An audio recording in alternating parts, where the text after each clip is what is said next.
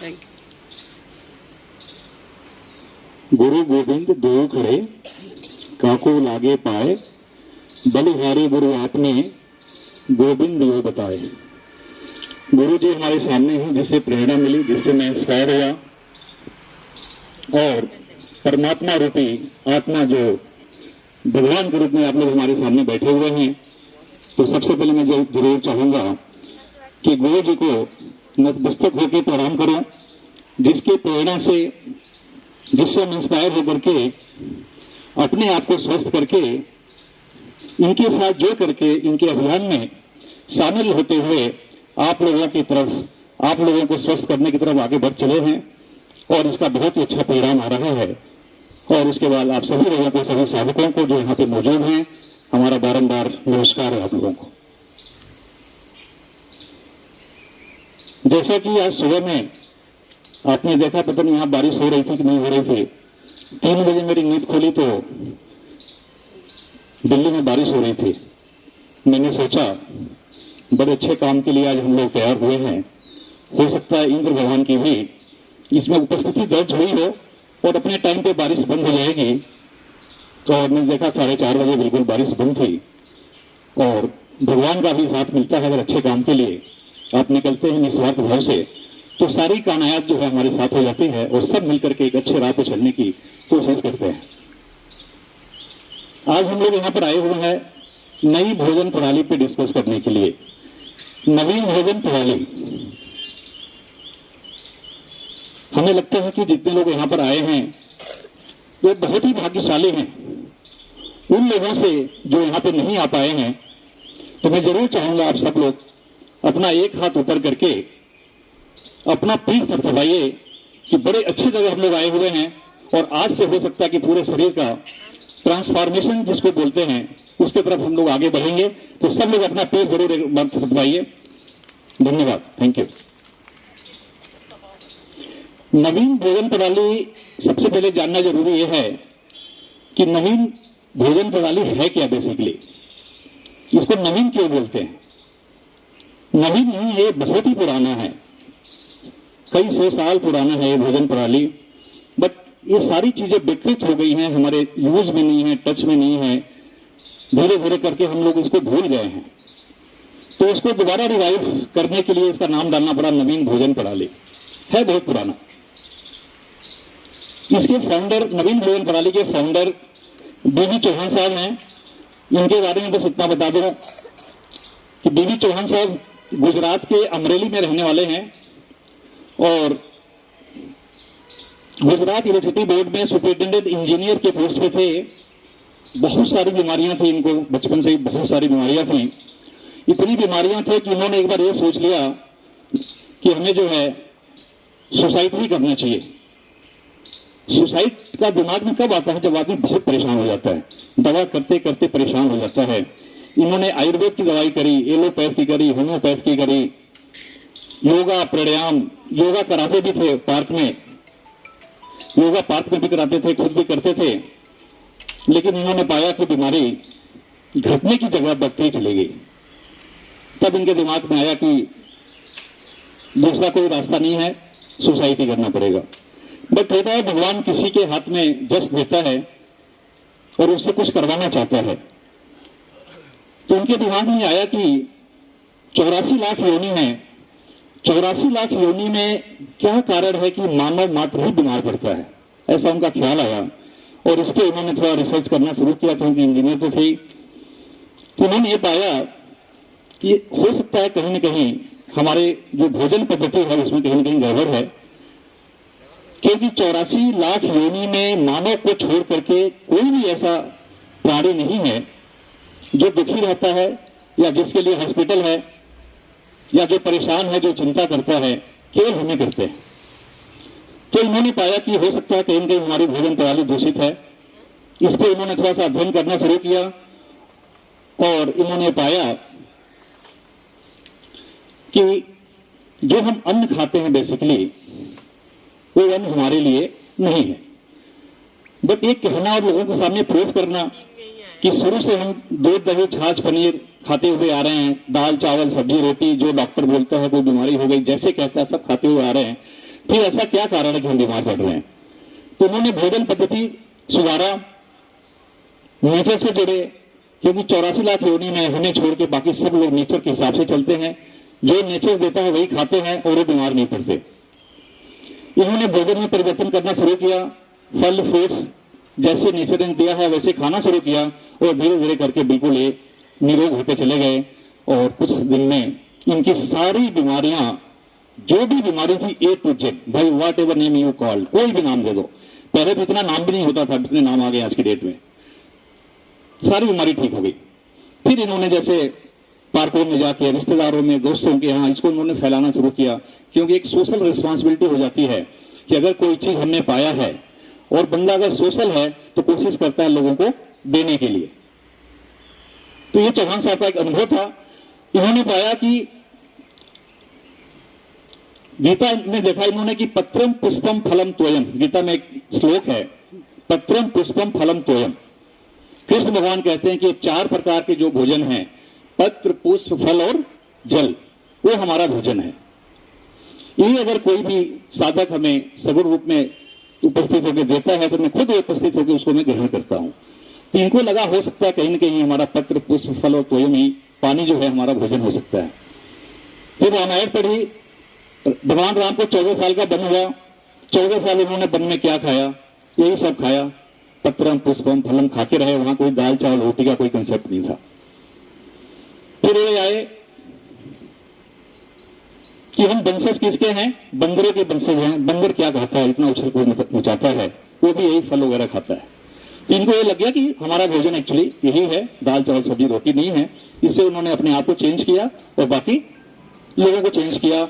और आज हिंदुस्तान में करीब 11 करोड़ लोग इसको फॉलो करते हैं, नई भोजन प्रणाली को। और यहां से बाहर भी करोड़ लोग फॉलो करते हैं और सब लोग निरोग हो गए। ऐसा एक भी व्यक्ति नहीं है जिसने फॉलो किया हो उसको इसका फायदा नहीं मिला हो। वो अलग बात है कि अगर किसी ने 50% फायदा किया तो 50% फायदा मिला है, 10% भी किया तो 10% का फायदा मिला है, और अगर 100% किया जिसने, उसका पूरा का पूरा रोग क्लियर हो गया, कोई रोग रहा ही नहीं। तो ये था चौहान जी का। चौहान जी ने 30 साल से कोई खाना नहीं खाया, बिल्कुल फ्रूट्स वेजिटेबल्स पे रहते हैं और समाज की सेवा करते हैं। पूरे इंडिया वर्ल्ड में घूमते हैं, जगह जगह जाते हैं, ऐसे सेमिनार करते हैं, लोगों को कोई चार्ज नहीं लेते, बिल्कुल फ्री का उनका होता है, और लोगों को जागरूक करने की कोशिश कर रहे हैं और काफी लोग इनसे जुड़ चुके हैं। ये तो रहा चौहान जी की बात। थोड़ा सा मैं अपने बारे में बता दूं, जैसा कि अभी मेरा बहन ने बताया कि 7 अगस्त 2020 का दिन मेरे जीवन में बहुत बड़ा दिन था। जिस दिन मैंने अपने वाइफ को यह समझाने का प्रयत्न किया और उनको तैयार कर लिया कि मैं पूरे 24 घंटे में एक बार खाना खाऊंगा। आज की डेट में कितना मुश्किल है, जो 4 टाइम हम लोग खाना खाते हैं, सुबह नाश्ता करते हैं, दोपहर में लंच करते हैं, फिर तीसरे पहर में रिफ्रेशमेंट चाहिए और रात को डिनर चाहिए, और घर में खाना बनता है जनरली, चलो शाम को आएंगे, बढ़िया से दाल रोटी सब्जी बना के रखेंगे, उनको खिलाएंगे। उनको इस बात करने के लिए मैंने तैयार कर दिया कि मैं एक टाइम खाना खाऊंगा, और बड़े मुश्किल से 3 दिन के लिए, कि चलो 3 दिन करके देखते हैं, अगर कुछ फर्क पड़ेगा तो कंटिन्यू करेंगे, नहीं फर्क पड़ेगा तो हम उसको बंद कर देंगे। कौन सी बड़ी बात है इसमें, फिर खाना शुरू कर देंगे, कोई दवाई तो है नहीं कि कोई साइड इफेक्ट होगा। और हमने देखा कि 3 दिन के अंदर क्या, मैंने पहले दिन ये डिसाइड कर लिया कि जो भी दवाई चल रही है, मैं अपने बारे में बता रहा हूं, अपना अनुभव बता रहा हूं, कि जो भी दवाई चल रही है मैं पहले दिन से दवाई बंद कर दिया, न्यू डाइट को फॉलो किया 100%, और रोज ग्लूकोमीटर से अपना शुगर, बीपी मशीन घर में होता है, उससे अपना बीपी ये चेक करता रहा। किसी दिन भी ऐसा नहीं हुआ कि शुगर बढ़ी हुआ है या बीपी बढ़ा हुआ है, नॉर्मली आना शुरू हुआ। और 15 दिन होते होते मेरी वजन भी 8-9 किलो कम हो गई, सारी बीमारी दूर, दवाई पहले दिन से बंद हो गया था। तो इतना बड़ा इसका फायदा है न्यू भोजन प्रणाली का। आज के डेट में आप लोग देखते हो शुगर बीपी, जिंदगी भर दवाइयां खाने की सलाह मिलती है। अगर किसी को हो रखा, जिंदगी भर दवाइयां खाने की सलाह मिलती है। मतलब 3 साल हो गया, 7 अगस्त को 3 साल हो जाएगा। बीपी में रेगुलर बेसिस पे हर हफ्ते चेक करता हूं, बीपी हमारा 120/80, 117/76, पल्स 62 से लेके 62 से लेके 70 तक ये दिखाता है बिना दवा का। अब क्या चाहिए आपको? तो इतना बड़ा कारगर पद्धति है। और इतना आसान है, इतना सरल है, पता नहीं हमें समझ में क्यों नहीं आता है। कुछ भी नहीं है इसके अंदर, कोई टेक्निकल चीज नहीं है, कोई टेक्निकल इश्यूज नहीं है कि क्या करेंगे, नहीं, कोई साइड इफेक्ट नहीं है। नेचर से तो जोड़ा जा रहा है आपको, नेचर से जुड़ जाओ और 2-3 दिन में देख लो अपने आप। मैं अपना अनुभव बताऊंगा, हमारे साथ कुछ लोग आए हैं जो उनका अनुभव वो आपके साथ शेयर करेंगे। यहाँ पे भी कुछ लोग, मैं पिछली बार आया था तो उसमें से शायद कुछ लोगों ने इसको फॉलो किया है, वो अपना अनुभव शेयर करेंगे। आप देखिए, हम एक रास्ता दिखा सकते हैं। देखिए, मैं कोई डॉक्टर नहीं हूं, पहली बात बता दूं, कोई इंजीनियर नहीं हूं, कोई साइंस का स्टूडेंट नहीं हूं, कोई नेचुरल पैसे कुछ भी नहीं हो। मैं सीए प्रैक्टिस करता हूं, चार्टर्ड अकाउंटेंट हूं, लेकिन जो हमने अनुभव किया, हमें ये लगा कि इसको समाज में रखना चाहिए। अगर मैं ठीक होकर अपने घर में रह जाता, अरविंद जी ठीक होकर अपने घर में रह जाते, मनोज जी और भी जो लोग हैं हमारे बंसल जी, सब लोग ठीक होकर अपने अपने घर में अगर रह जाते तो आज इतनी संख्या में यहाँ पे बुला करके हम उनको समझाते नहीं। अब इतने लोग को ठीक करने का हम लोगों ने प्रण लिया है कि नेक्स्ट टाइम जितना हो सकेगा सबको ठीक करना है, इस सोशल रिस्पॉन्सिबिलिटी को बांटना है, लोगों को समझाना है और अपने कोशिश करके आपको खुद ही देखना है। और जैसे जैसे आप ठीक होंगे, हमें पूरा उम्मीद है अगर परिवार के अंदर एक बंदा ठीक होता है तो धीरे धीरे करके उनके रिश्तेदार, उनके दोस्त, उनके पड़ोसी सब उनसे पूछेंगे क्या हो गया, कैसे दवाइयां बंद हो गई, और ये अपने आप फैलना शुरू हो जाता है। कोई खर्चा नहीं, कोई फीस नहीं, कोई कंसल्टेंसी नहीं। अब थोड़ा सा हम इस पे आते हैं कि जो हमारा नवीन भोजन प्रणाली है बेसिकली तप सेवा सुमिरन पे आधारित है। तप सेवा सुमिरन, ये आसान नहीं है, कहने में लगता है ऐसा। तप का मतलब यहाँ तपस्या नहीं है जो जंगल में जाके लोग करते हैं। तप का आज की डेट में मतलब है कि अगर हम खाना को छोड़ रहे हैं धीरे धीरे या कम कर रहे हैं तो वो अपने आप में एक बहुत बड़ी तपस्या है। 4 टाइम खाने को धीरे धीरे करके छोड़ना तपस्या से कम नहीं है। सेवा, जैसे आप तप करेंगे, खाना कम करेंगे, खाना नहीं खाएंगे, आप लोगों के अंदर सेवा की भाव आना शुरू हो जाता है। जैसा कि आप प्रत्यक्ष यहाँ देख रहे हैं, कई लोग, अरविंद जी हैं, हमारे मनोज जी हैं, इन लोगों ने तप किया और आज सेवा के रूप में आप सबको यहाँ बुला करके सबको ठीक करने का प्रयास कर रहे हैं। उनका क्या लेना देना इस चीज से, कौन से उनको पैसे मिल रहे हैं, कौन सा वो प्रोडक्ट बेच रहे हैं, लेकिन उनके अंदर सेवा की भावना आ गई। तो जो तप करेगा, सेवा की भावना अपने आप ऑटोमेटिक आ जाएगा और आप लोगों को ठीक करना शुरू करेंगे। उसके बाद आता है सुमिरन। सुमिरन, अगर आपने तप किया, खाना कम कर दिया, सेवा की भाव आपके अंदर जागृत हो गई, तो सुमिरन कहीं भी बैठ करके आप ध्यान लगाइए, मेडिटेशन करिए, कहीं भी रह के पूजा कर सकते हैं। जरूरी नहीं कि आप मंदिर में जाए, जहां बैठेंगे वहीं आपका ध्यान लगेगा, क्योंकि आपका विचार बिल्कुल हर चीज से अलग हो चुका है जो सांसारिक जीवन में लोग करते हैं। अध्यात्म की तरफ आप चल पड़ते हैं और धीरे धीरे करके भगवत प्राप्ति की तरफ आपका मार्ग आगे बढ़ता है। तो तप सेवा सुमिरन पे आधारित है हमारा नवीन भोजन प्रणाली। अब देखिए कि हम अपने शरीर को एब्यूज कैसे करते हैं आज की डेट में, अपने शरीर के ऊपर। हमने सुना है कि जो हमें नाश्ता करना है, राजा की तरह नाश्ता करना है, जो हम जानते हैं भी, लंच करना है, थोड़ा हल्का करना है, और डिनर जो करना है वो गरीब की तरह करना है, जो बिल्कुल गरीब आदमी होता है, कुछ भी नहीं होता, ऐसे डिनर करना है जो हमने सीखा है। लेकिन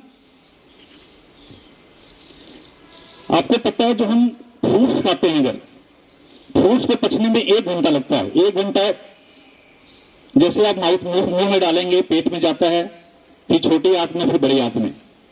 1 घंटा पेट में रहता है, 1 घंटा छोटी आंत में, 1 घंटा बड़ी आंत में, 3 घंटा में फ्रूट हमारा पच जाता है टोटल। रक्तम के रास्ते जो मल वगैरह बचता है वो निकल जाता है 3 घंटे के अंदर, लेकिन वो पेट से नीचे खसक जाता है 1 घंटे में। जो सब्जियां होती है उसको 2 घंटा लगता है, कच्ची सब्जियां, रॉ वेजिटेबल्स, तो 2 घंटे पेट में रहता है, 2 घंटा छोटी आंत में, 2 घंटा बड़ी आंत में। लेकिन जो कुक फूड होता है उसका साइकिल 6-6 घंटे का है। अगर हमने सुबह खाना खा लिया तो पूरा बाहर पच के निकलने में 18 घंटा लग जाता है। 6 घंटा पेट में, 6 घंटा छोटी आंत में, 6 घंटा बड़ी आंत में, 18 घंटा लगता है। अब सोचो अगर आपने राजा की तरह हमने खाना खा लिया, अभी वो पचाई नहीं, फिर हमने लंच कर लिया, वो पचाई नहीं, फिर हमने रिफ्रेशमेंट चाहिए, चाय बिस्किट, फिर डिनर। हम लोगों ने अपने शरीर को पूरा का पूरा डस्टबिन बना रखा है। समय नहीं देते हम अपने शरीर को, अपने जो हमारी जीवनी शक्ति है उसको अपना काम करने के लिए। जब तक जीवन शक्ति को हम आराम नहीं देंगे, उसको रेस्ट नहीं देंगे, तो जो उसका सही रूप में जो काम है, बॉडी को रिपेयर करना, सेल्स को रिपेयर करना, सेल्स को रीजनरेट करना, वो कहां से हो पाएगा? भगवान ने जो हमारा शरीर बनाया हुआ है कि हम किसी भी बीमारी, कोई भी बीमारी, छोटा से बड़ा तक, हम लोग अपने आप बिना मेडिसिन के ठीक हो सकते हैं। बॉडी के अंदर हीलिंग पावर है। आप इसको ऐसे प्रूव कर सकते हैं, किसी की जब हड्डी टूटती है तो डॉक्टर क्या करते हैं, उसको दोनों हड्डी को सटा करके उसमें प्लास्टर कर देता है और धीरे धीरे बॉडी अपने आप हील करके वो जुड़ जाती है। अगर प्लास्टर नहीं लगाएगा तो मान लो हाथ टूटा हुआ है, हम किसी से हाथ मिला लिए तो हिल जाता है, फिर वो हीलिंग नहीं हो पाती है, इसलिए प्लास्टर लगा देते हैं और अपने आप हड्डी जुड़ जाती है। इसी तरह से शरीर के अंदर पूरी कैपेसिटी है, पूरी कैपेबिलिटी है कि जो भी बीमारी हो, चाहे वो कैंसर हो, टीबी हो, माइग्रेन हो, गैस हो, जो भी प्रॉब्लम है, वो बॉडी अपने आप ठीक कर सकता है। वो सिस्टम अभी हम लोग डिस्कस करेंगे और जो साधक हैं उनके द्वारा हम अनुभव सुनेंगे। तो हमें करना क्या है? भोजन पद्धति को बदलना होगा। जो ओल्ड बिलीफ सिस्टम है कि राजा की तरह खाना, रात को गरीब की तरह खा के सोना, थोड़ा सा कुछ समय के लिए बदलना होगा। बदल के अपने ऊपर अनुभव करना पड़ेगा। वो करके देख करके आप लोग खुद बताएंगे कि एक्चुअली में है क्या। जो हम ओल्ड बिलीफ सिस्टम है वो ठीक है, या जो अनुभव हम कर रहे हैं, जो हम देख रहे हैं यहाँ पे लोगों की शुगर ठीक हो रही है, बीपी ठीक हो रही है, माइग्रेन ठीक हो गया, घुटने की रिप्लेसमेंट रुक गई, पार्किंसन की बीमारी होती है, 15-20 दिन में उसमें फर्क पड़ गया। तो जो अनुभव से हम देख रहे हैं इसको माने, या ओल्ड बिलीफ कि 8 गिलास 10 गिलास पानी पीना है, रोज रात को दूध पीना है, थोड़ा सा हटके देखें। थोड़ा सा जो भय है, टेरर है, उससे हटके अनुभव करना पड़ेगा और तभी पता चलेगा कि हम किस रास्ते पे। डाइजेस्टिव सिस्टम आपको पता ही है, कुछ भी हम मुंह में डालते हैं, मुंह में जो सलाइवा होता है उसके थ्रू टुकड़े टुकड़े करके, बारीक करके वो पेट में जाता है, फिर वहां से छोटी आंत में जाता है। उसके अंदर जो है हाइड्रोक्लोरिक एसिड होता है, एक तेजाब, जो उसको मेल्ट करता है, मेल्ट करके छोटी आंत में भेजेगा। वहां से ब्लड के रास्ते जो भी न्यूट्रिशन होते हैं वो पूरे बॉडी में जाते हैं और फिर बड़ी आंत में पानी वगैरह एक ड्रॉप होता है, फिर वहां से रेक्टम के रास्ते जो डस्ट, जो वेस्ट मटेरियल होता है वो बाहर होता है। ये पूरा हमारा सिस्टम है। तो जो बड़ी आंत है, बड़ी आंत के अंदर 71 पॉइंट्स होते हैं। मैंने पिछली बार भी बताया था 71 पॉइंट्स होते हैं और सारे 71 पॉइंट्स कहीं ना कहीं किसी न किसी बॉडी के पार्ट से एसोसिएटेड होते हैं, जुड़े हुए होते हैं। तो जो हमने बचपन से गलत खाना खाते हुए आए हैं, गलती बस हम भी तो खाते हुए आए हैं, लेकिन उस समय समझ नहीं था। अगर आज की डेट में समझ में आ गया तो उसको थोड़ा दुरुस्त किया जा सकता है। तो 71 पॉइंट्स पे टॉक्सिन का लेयर जम जाता है और जब लेयर जम जाता है तो धीरे धीरे करके हमारी बीमारी शुरू होती है, क्योंकि न्यूट्रिएंट्स एब्जॉर्ब नहीं हो पाता है। आप जितना मर्जी काजू, किशमिश, बादाम कुछ भी खा लो, वो ब्लड के रास्ते टॉक्सिन के साथ जाता है अंदर, फिर पूरे ब्लड में टॉक्सिन जमा हो जाता है, फिर वो तरह तरह की बीमारी। अगर ब्लड में गया तो वहां बीमारी, घुटने में रुक गया आपका टॉक्सिन तो घुटने का दर्द, कंधे में आ गया कंधे का दर्द।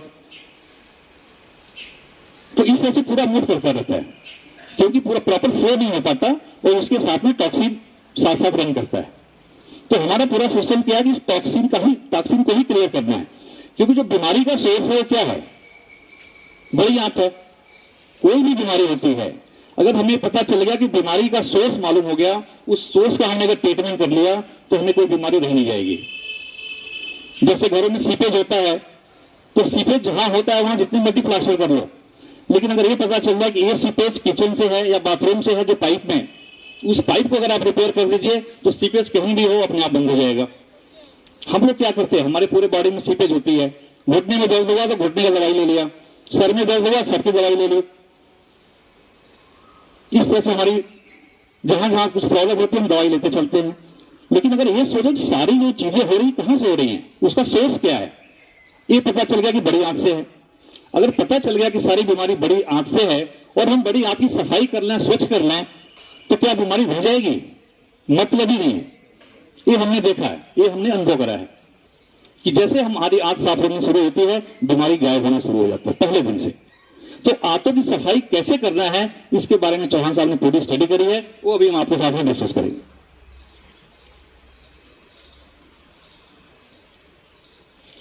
सबसे पहले हमें क्या करना है इसके अंदर, नवीन भोजन प्रणाली के अंदर जो सबसे ज्यादा टॉक्सिन बनाता है उसको बंद करना है।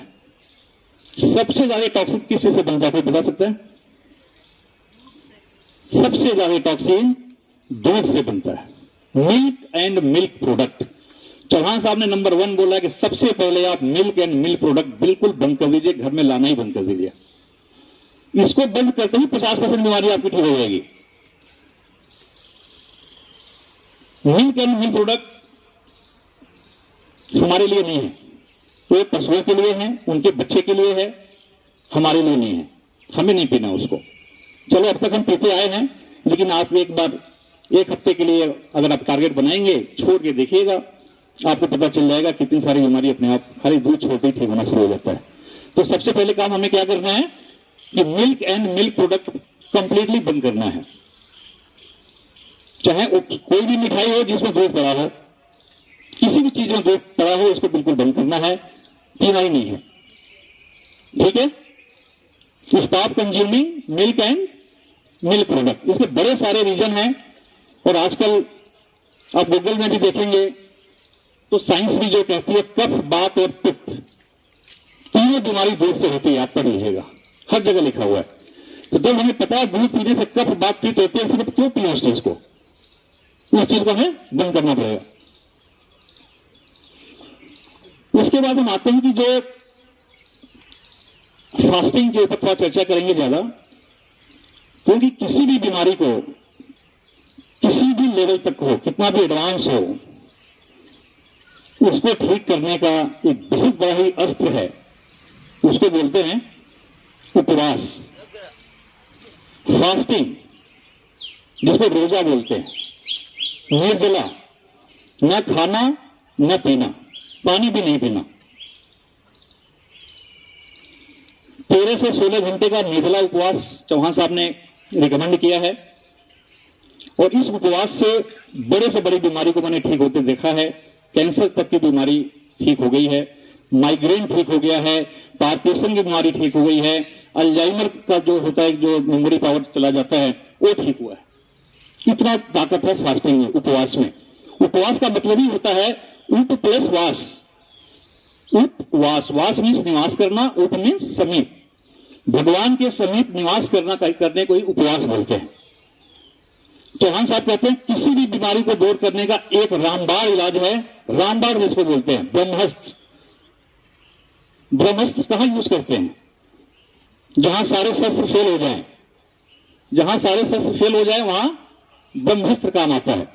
और खाली अगर आपने एक ब्रह्मास्त्र अपना लिया, आपकी सारी की सारी बीमारी कितना भी एडवांस स्टेज में हो, 100% उसका निदान हो जाएगा। क्योंकि शरीर के अंदर कैपेबिलिटी है हीलिंग करने का।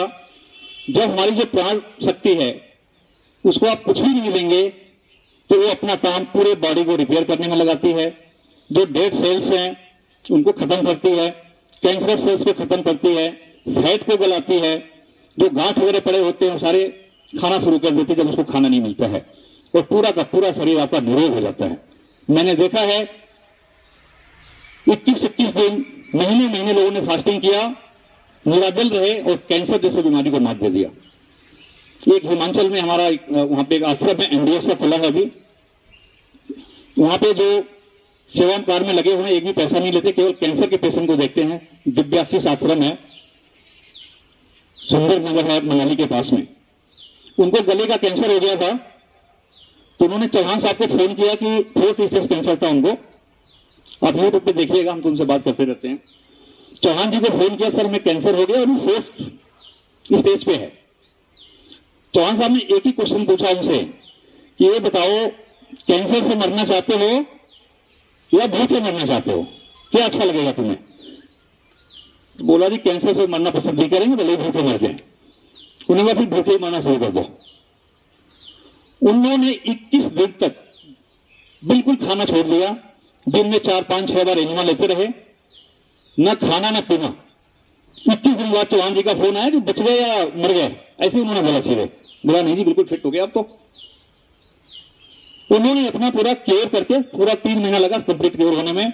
उसके बाद उस आश्रम में जाकर के स्पेशली कैंसर पेशेंट के लिए। देखिए अभी क्या, अभी पता चला मेरे को कैंसर है, तो हम वहां नहीं जाएंगे, सबसे पहले जाएंगे हम बॉम्बे टाटा में कि बढ़िया से बढ़िया दवाई होगा। क्या दवाई करते हैं? रेडिएशन करेंगे, कीमो देंगे, और इसका आप लोग देख रहे होंगे जो रेडिएशन ले रहे हैं, जो कीमो, उनकी क्या पोजीशन है, कहीं इलाज नहीं है इसका। और वहां पर कितने पेशेंट को उन्होंने कैंसर का ठीक किया है विदाउट चार्जिंग, एक पैसा नहीं, कोई फीस नहीं, रहना भी फ्री, खाना भी फ्री, सेवा भी फ्री। तो ऐसे लोग हैं यहाँ पे, बताइए। लेकिन मैं सही कह रहा हूं, अगर हमारे में किसी को हो जाए वो नहीं जाना पसंद करेगा, क्योंकि विश्वास नहीं होगा। फ्री का चीज है ना, हम यहाँ आके फ्री में समझा रहे हैं आपको, कोई चार्ज नहीं, कोई शुल्क नहीं, कोई प्रोडक्ट नहीं, तो जल्दी समझ में नहीं आएगा। लेकिन हाँ, जो सोच लिया कि हमें नेचर के साथ रहते मरना है, वो बंदा बिल्कुल, उसकी मौत ही नेचर की तरह होगी, नहीं तो आईसीयू में मौत पक्का है। तो इतना बड़ा फास्टिंग है। फास्टिंग में आप जाएंगे और थोड़ा डीप में जाएंगे तो आपने ध्रुव का नाम सुना होगा, हमारे जो मनु महाराज हैं पूर्वज, उनका नाम सुना होगा, पार्वती जी हैं, जितने आपके योग गुरु लोग हैं, धर्माचार्य हैं, उन्होंने सब क्या किया, एक एक करके जंगल में गए, धीरे धीरे करके उन्होंने खाना छोड़ा, फिर कंद छोड़ा, मूल छोड़े, पत्तियां छोड़ी, पानी छोड़ी, यहां तक कि उन्होंने हवा भी छोड़ दिया, और भगवान को मजबूर होकर के इन सबको दर्शन मिला। अगर आपको पता हो तो ध्रुव को, माता पार्वती को, मनु महाराज को, माता सतरूपा को, सबको दर्शन भगवान के मिले हैं। तो हमें भी फास्टिंग करना है, लेकिन भगवान प्राप्ति के लिए भी हमारा जो फास्टिंग है वो छोटा सा है, लंघन जिसको बोलते हैं, लंघनम परम औषधम। छोटा सा हमारा 13 से 16 घंटे की लंघन करनी है। 13 से 16 घंटा कोशिश करना हम कुछ भी अपने पेट में ना डालें, कोई पानी भी ना डालें, कोई लिक्विड नहीं, और अपने प्राण शक्ति को अपना काम करने से रिपेयरिंग के लिए। इससे क्या होगा कि हमारी रोग जाने शुरू हो जाएंगे, रोग जाना शुरू होगा, फिर धीरे धीरे आप अध्यात्म की तरफ बढ़ेंगे और भगवत प्राप्ति के रास्ते पे अपने आप चलना शुरू हो जाएगा। ये फैक्ट्स है। कैंसर की बीमारी, कैंसर सेल्स को भी बॉडी खा सकता है, कहीं भी गांठ पड़ा हो उसको खा जाता है, कहीं भी आपका टॉक्सिन जमा हो उसको खा जाता है। आज मान लीजिए आपको बीपी होता है, जो हम मेडिसिन लेते हैं, तो मेडिसिन क्या काम करता है बीपी में? बीपी ठीक नहीं करता है। बीपी होता क्या है बेसिकली? मान लीजिए ब्लड है, ब्लड में कोलेस्ट्रॉल जम गया, तो जब ब्लड में कोलेस्ट्रॉल जम जाता है तो फिर ब्लड पूरा फ्लो नहीं करता है अंदर, तो जो हम दवाइयां लेते हैं वो ब्लड को ठीक कर देगा, पतला कर देगा। तो कोलेस्ट्रॉल तो टॉक्सिन भी जमा हुआ है, ब्लड पतला हो गया, उसके रास्ते निकल गया, लेकिन टॉक्सिन जहां है वहीं पड़ा हुआ है। तो जो हम सिस्टम अपनाते हैं, ग्रीन जूस अब बताते हैं, धनिया पुदीना पालक का जूस पीना है, एनिमा लेना है, फास्टिंग करनी है, ये क्या करते हैं कि आपको पहले दिन से ही टॉक्सिन को निकालना शुरू कर देता है। तो जब अगर ब्लड से टॉक्सिन निकल गया तो बीपी कहां रह गया? क्योर हो गया पूरा 100%। हमने 18 साल तक दवाई खाई है डर से कि बीपी में दवाई छोड़ना ही नहीं होता है, शुगर में दवाई छोड़ना ही नहीं होता, डर है। लेकिन अगर हम हिम्मत नहीं करेंगे कुछ दिन के लिए, 2-4 दिन के लिए हिम्मत करके देख लीजिए, हम तो ये भी नहीं करेंगे महीना हिम्मत करो, 2 दिन देख लो, 3 दिन देख लो, पहले दिन से टेस्ट करते रहो, बीपी बढ़ रही नहीं बढ़ रही है, आप पाओगे पहले दिन से ही आपका बीपी आराम मिलना शुरू हो गया। तो ये ठीक है, या जो हमने सुना है कि बीपी की दवाई जिंदगी भर खानी है, शुगर की दवाई जिंदगी भर खानी है, थायराइड की दवाई जिंदगी भर खानी है, नहीं। ये अनुभव बताता है, आप लोगों का अनुभव जो आप लोगों ने करा हुआ है, कि बीपी भी क्योर हो जाता है, शुगर भी क्योर हो जाता है, थायराइड क्योर, टीबी गायब, माइग्रेन गायब, घुटने की रिप्लेसमेंट रुक गया, हार्ट की ब्लॉकेज गायब हो गई। यहाँ लोग बैठे हुए हैं, अभी अनुभव शेयर करेंगे, हार्ट की ब्लॉकेज गायब, डॉक्टर ने बोल दिया टीबी स्टेंट पड़ेंगे। यहाँ पे अंजू जी बैठी हुई हैं, बड़े परेशान थे, 15-20 दिन करा इन्होंने, कह रहे डॉक्टर को जाने की जरूरत ही नहीं है। सर अगर आपके अंदर कोई भी बीमारी होगी ना, आपका बॉडी बताएगा कि ये दिक्कत आ रही है, खाली टेस्ट से नहीं होता है। अगर आपको ब्लॉकेज है, आप सीढ़ियों पे चढ़ोगे नहीं चढ़ पाओगे, हाफना शुरू करोगे, 10 सीढ़ी चलोगे बैठ जाना पड़ेगा, और जैसे आपने ये प्रोसेस शुरू करोगे आप दौड़ के जो है 3 मंजिले पे चढ़ जाओगे। तो इसका मतलब क्या है? ये तो बॉडी आपको बता देगा कि अब तो ठीक हो गए। वो अलग बात है जाके डॉक्टर को दिखाना, रिपोर्ट करवाना, अपने आप को संतुष्ट करना, सारी रिपोर्टें कराना चाहिए, ठीक है, लेकिन बॉडी आपको बता देती है कि हम ठीक हो गए। पहले हम 10 सीढ़ी नहीं चढ़ पाते, तब 3 मंजिले दौड़ के जा रहे हैं, दौड़ के आ रहे हैं। पहले घर से निकलते रिक्शा चाहिए था मेरे को, आज हम 2 किलोमीटर पूरा घूम रहे हैं पैदल। पहले आधा किलोमीटर नहीं चल पाते थे, आज 5 किलोमीटर चल रहे हैं। तो बॉडी के अंदर छोटी सी प्रॉब्लम आएगी तो बॉडी रिएक्ट कर देता है क्लियर इसमें यहाँ पे? तो फास्टिंग सबसे इंपॉर्टेंट है, ब्रह्मास्त्र है।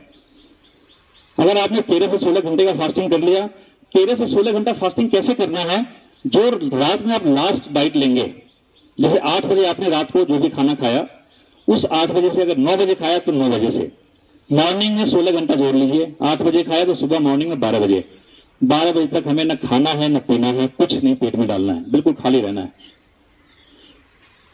ठीक है। तो 12 बजे फिर क्या लेना है हमें, 12 बजे हमें ग्रीन जूस लेना है। ग्रीन जूस पत्तियों का, भगवान ने इतने सारे पेड़ पौधे दिए हैं सब खाने के लिए, हमें पता ही नहीं है, हम कुछ और खाना शुरू कर दिए। उन्होंने बोला कच्चा खाना है, जो हमने दिया है आप उसको पका के खाते हो। सब्जियां दिया, कच्चा खाना है, पका के खाते हैं। तो 12 बजे हमें लेना है ग्रीन जूस। ग्रीन जूस में कोई भी पत्ती ले सकते हैं, कोई भी पत्ती जिसे गाय खाती है, जानवर जो खाते हैं, धनिया, पुदीना, पालक, आंवला, ये अपना शीशम, जो भी पौधे देख रहे हो, नीम हुआ, कड़ी पत्ता, फूलों का पत्ता, आम का, कोई भी पत्ता, सहजन का, जो अवेलेबल हो, 4-5 पत्ते ले लीजिए। उसमें से 3-4 आंवले एक आदमी के लिए, उसका जूस बनाना है और उस जूस को छान के पीना है। हमारे सिस्टम में जो भी हम पिएंगे छान के पिएंगे, चाहे फलों का जूस हो या पत्तियों का जूस हो या सब्जियों का जूस हो, छान के पीना है। कोई मना करता है कि फाइबर अंदर नहीं जाना चाहिए, क्योंकि फाइबर का काम क्या होता है, मल की सफाई करने का काम।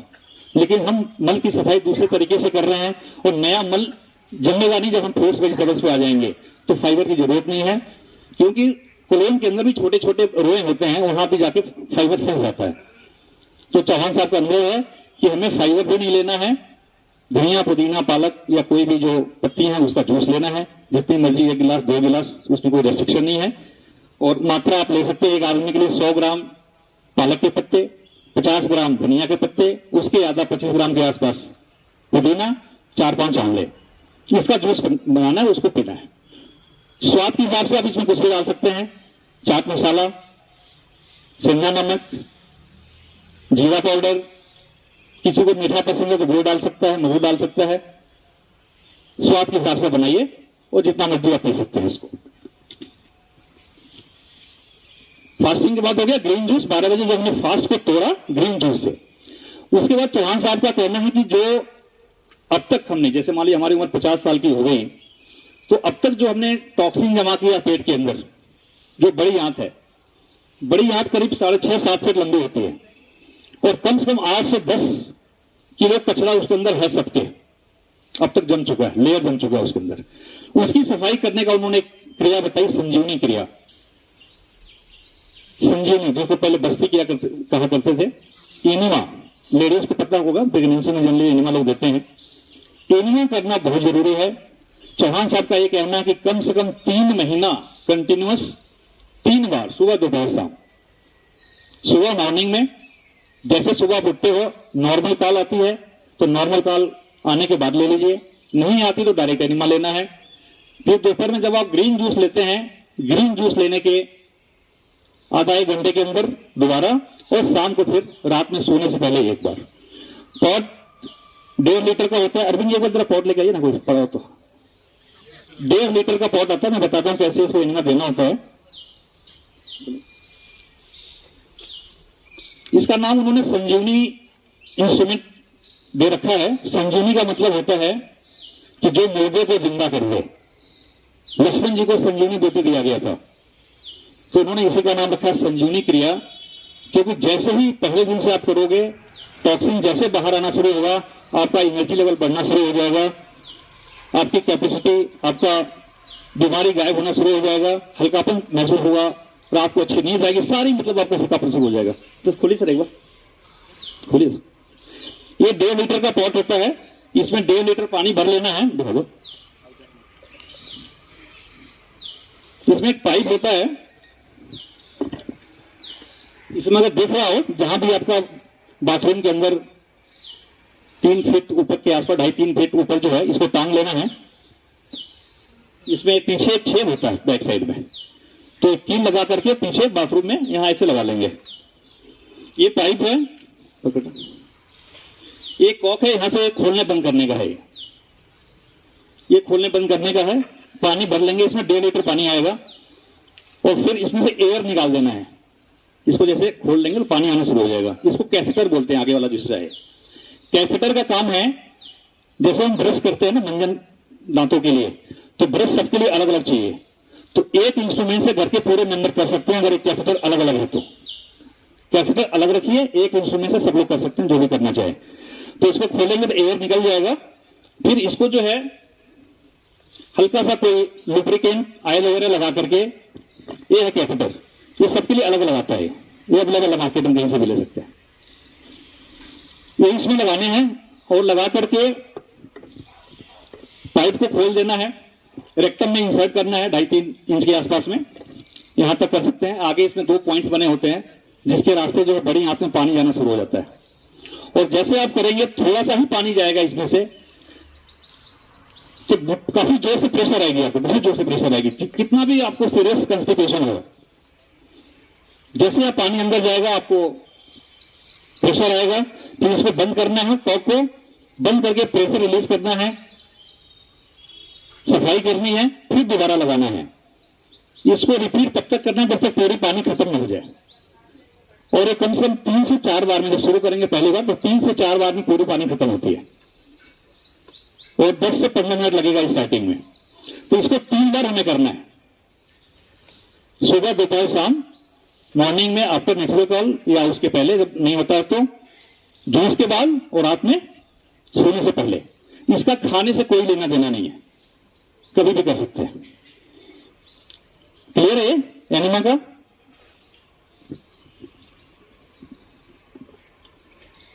तो अब इसको सारी सिस्टम हमारा हो गया कि सबसे पहले हमें करना है stop consuming milk and milk product.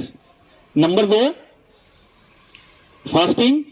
आप लोग बोलिए फास्टिंग कितने घंटे का करना है? 13 से 16 घंटे। मिनिमम रिक्वायरमेंट 16 घंटे की है, लेकिन अगर नहीं हो पाए, बॉडी को कष्ट नहीं देना है, जितना बॉडी अलाउ करे उतना ही करना है, जबरदस्ती नहीं करना है। तो कम से कम 13 से 16 घंटा करिए, नहीं हो तो 12 से शुरू करिए, आधा घंटा बढ़ाइए उसको। 13 से 16 घंटे का फास्टिंग। इस फास्टिंग के अंतर्गत हम वाटर भी अलाउ नहीं है। अलाउ क्यों नहीं है वाटर? कई लोग पूछते कि नहीं, कई जगह लोग कहते हैं पानी पीना चाहिए। चौहान जी का कहना यह है कि आप गीता में लिखा ना, पत्रम पुष्पम फलम तोयम, ये 4 भोजन है। कृष्ण भगवान बोलते हैं पत्र पुष्प फल और पानी, और इन चारों को अपान के द्वारा भगवान पचाते हैं। तो इन चारों में का एक पार्ट पानी भी है, तो पानी भी भोजन का पार्ट हो गया। तो जैसे आप पानी लेंगे तो उस पानी के लिए भी प्राण शक्ति को सारी एक्टिविटीज करनी पड़ेगी, प्रोसेस जो और चीज को पचाने में करना पड़ता है। तो जैसे भी आप पानी लेंगे, हमने कहा 16 घंटे की फास्टिंग करना है, बीच में आपने पानी ले लिया तो जो हमारी प्राण शक्ति है वो अपना रिपेयरिंग का काम छोड़ करके पानी को पचाने में लग जाएगा, ध्यान उसका डाइवर्ट हो जाएगा, तो हमारा पर्पस सॉल्व नहीं होगा। अगर हमारी प्राण शक्ति रिपेयरिंग के काम में लगा है 16 घंटा, तो उसको छोड़ दीजिए 16 घंटा रिपेयरिंग करने के लिए। इसमें क्या होगा, जितने बैड सेल्स से सारे खत्म हो जाएंगे, नए सेल रीजनरेट होते हैं रिपेयरिंग के दौरान। 24 घंटे होते हैं पूरे। 24 घंटे में 8 घंटा इन्होंने खाने का दिया है, 12 बजे से 8 बजे, और 8 बजे से सुबह 8 घंटे लगते हैं पचने में 4 बजे तक, और फिर 4 बजे से 12 बजे जो 8 घंटा होता है वो पूरा शरीर रिपेयरिंग का काम करता है, प्राण शक्ति। उस बीच में कुछ भी नहीं लेना है, और इसमें आप पाएंगे कि पहले दिन से जबरदस्त आराम होना शुरू हो जाएगा।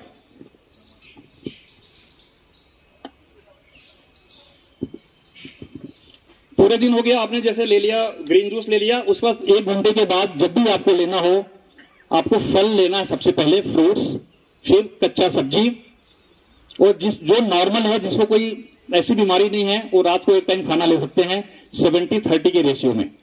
70% वेज रहेगा, 30% ग्रेन रहेगा। लेकिन अगर किसी को ज्यादा बीमारी है तो रात को भी जूस पे ही रहना है, सब्जियों के जूस पे। फर्स्ट 15 डेज, और 16वें दिन से शाम को आप खाना ले सकते हैं। ये जो हमारा प्रणाली है पंच तत्व पे आधारित है। ये जो सिस्टम मैंने बताया कि सबसे पहले आपको फास्टिंग रखना है, फिर ग्रीन जूस लेना है, फिर फ्रूट्स लेना है, फिर वेजिटेबल्स लेना है, फिर रात को एक टाइम खाना लेना है। ये पंच तत्व पे आधारित है। कैसे? हमारा शरीर कितने तत्वों से बना है? 5 तत्वों से। क्षितिजल पावक गगन समीरा पंच रचितो अगम समीरा। तो क्या क्या इसमें आ गया? आकाश तत्व, वायु तत्व, अग्नि, जल और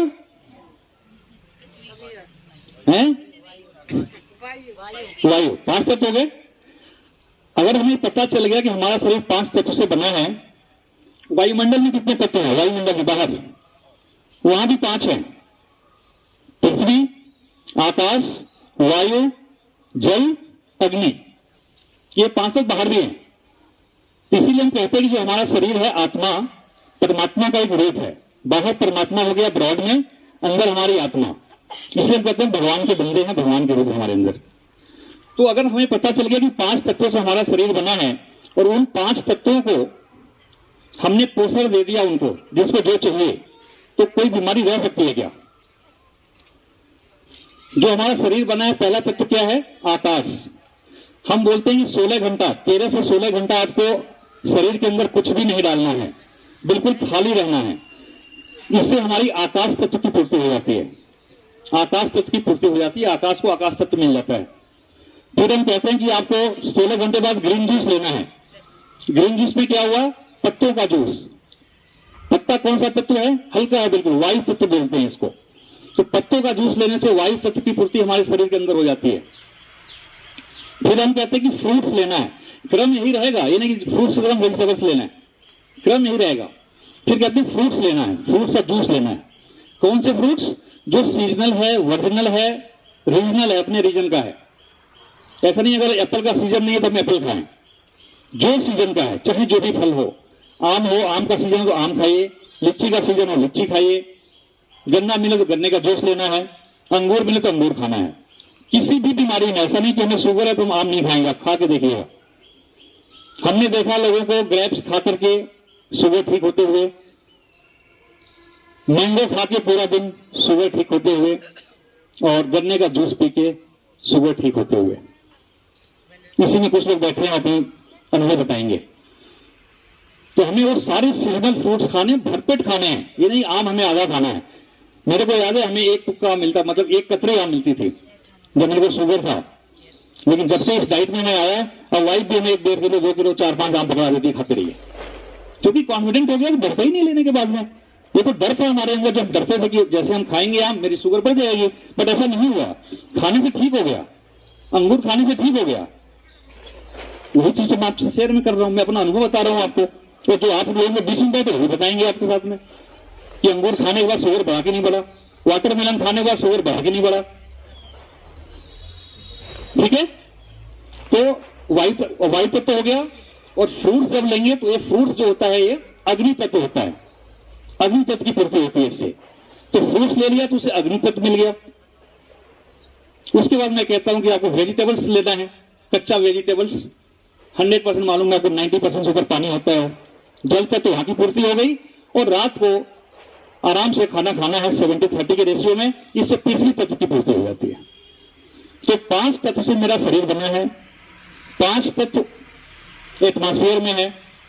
उसी एटमॉस्फेयर से 5 तत्व अपने आत्मा को अपने शरीर में हम दे रहे हैं, और हम बिल्कुल निरोग हो जा रहे हैं। कितनी बड़ी बात है, कितना बड़ा साइंस है। और सब लोगों ने अनुभव करके इस चीज को देखा है। ये पूरा हमारा सिस्टम है। इसमें अगर किसी को ऐसी क्वेरी हो पूछ सकता है। सिस्टम यही हो गया हमारा, हम जो आपको बताया 3 स्टेप में, ग्रीन जूस, फास्टिंग,